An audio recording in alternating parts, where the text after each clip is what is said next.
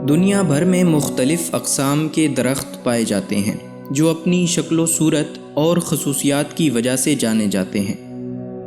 آج کی ویڈیو میں ایک ایسے عجیب و غریب شکل کے درختوں والے جنگل کے بارے میں جانیں گے جس کو دور سے دیکھنے پر ایسا محسوس ہوتا ہے جیسے سانپ الٹے لٹک رہے ہوں۔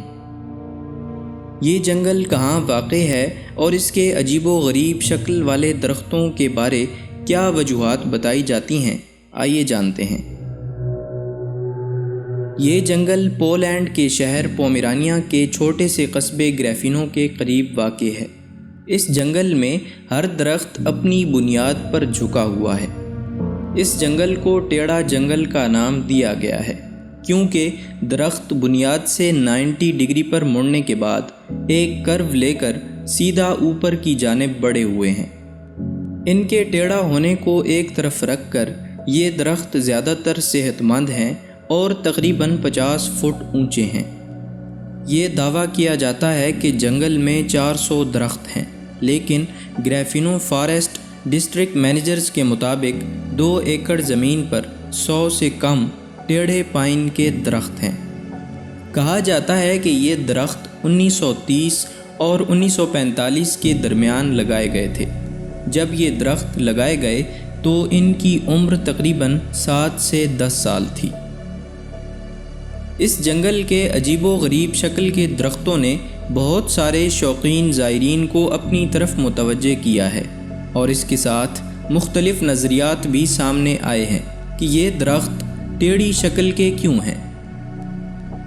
کچھ نظریات کے مطابق 1930 کی دہائی میں مختلف لمبائیوں والے پائنز کے درخت لگائے گئے تھے، اور پھر جب وہ جوان تھے تو جرمن ٹینکوں نے انہیں چپٹا کر دیا تھا۔